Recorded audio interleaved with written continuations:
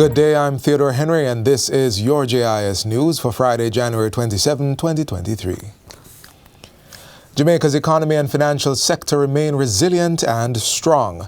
Prime Minister Andrew Holness made the assertion earlier this week, insisting that the local financial market is a national asset and a regional leader, which gives Jamaica a competitive advantage that must be protected at all costs. He was speaking at the Jamaica Stock Exchange JSE's 18th Annual Regional Investments and Capital Markets Conference held at the Jamaica Pegasus Hotel. Jamaica will always experience shocks. And therefore, it is important for us to build buffers for shocks. And it is important for us to plan and expect shocks. And that is really the definition of resilience. What has changed since the last decade is that the government has mainstreamed resilience in everything that we do. Prime Minister Holness says Jamaica's record of fiscal responsibility and commitment to economic resilience continue to encourage an optimistic outlook. In other financial news, government has followed through on its commitment to seek assistance from overseas partners with a forensic audit into the alleged multi-billion-dollar fraud at Stocks and Securities Limited, SSL.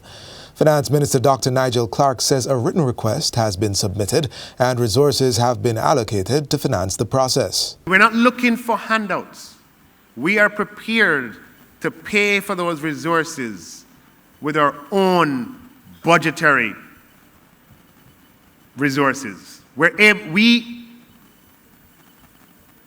having requested this form of technical assistance of persons who are experienced and who have the kinds of technologies that will be necessary.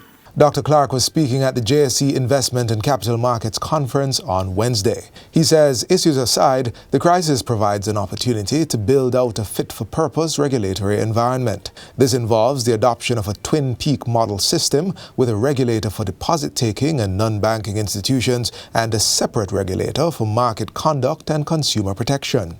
Because what is certain is that as the government continues to pursue a very responsible and prudent fiscal path, as our debt continues to be lowered, the financial service, Jamaica will benefit and grow. And we have to ensure that along that path of growth, we have a regulatory environment that is consistent with the size and the structure of our financial services industry.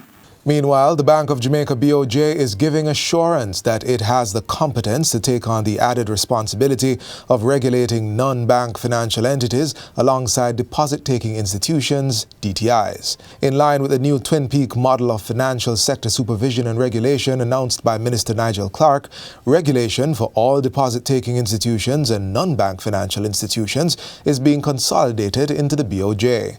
The FSC will be designated to oversee market conduct and consumer protection for the full spectrum of financial services.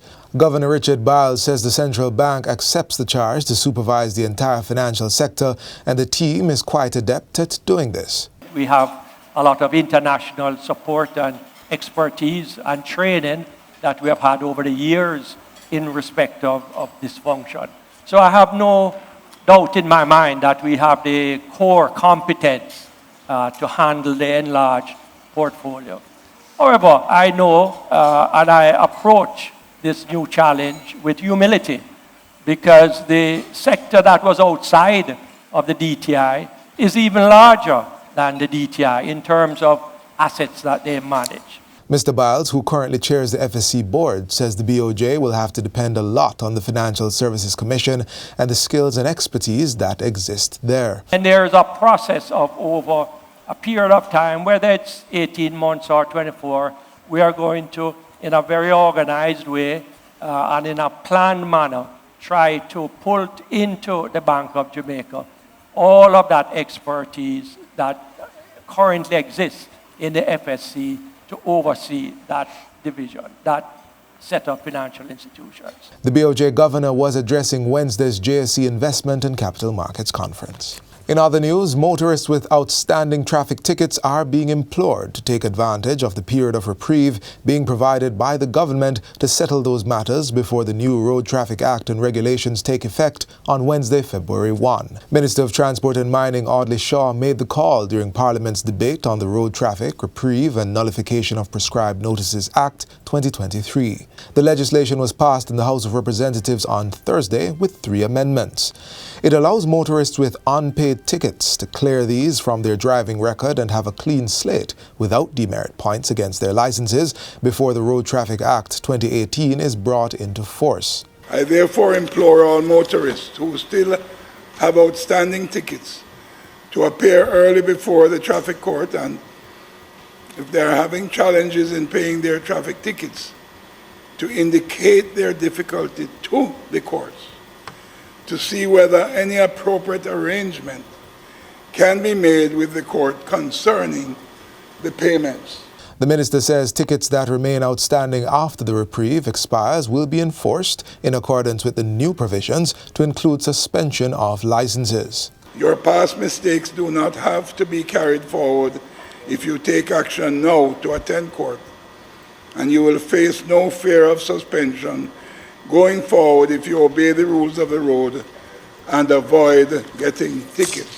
And finally, ELearning Jamaica is in the process of upgrading computer labs in high schools across the island. Minister of Education and Youth Favour Williams says the work is in the beginning stages and schools can expect to see the upgrades in short order. She adds that the ministry is working to equip and develop teachers to provide good education to students at all levels as one aspect of redesigning the future of education in Jamaica. We have moved on to equipping our secondary school teachers with laptops, and we will be doing that throughout the year. And for those schools that have already are beneficiaries of the broadband connectivity that we have in our schools, I hope you are noticing that you have better quality internet connectivity. Minister Williams was speaking at a Global Education Teachers Summit held recently at the Jamaica Conference Center. And that's it for JIS News Today. I'm Theodore Henry. Thanks for watching.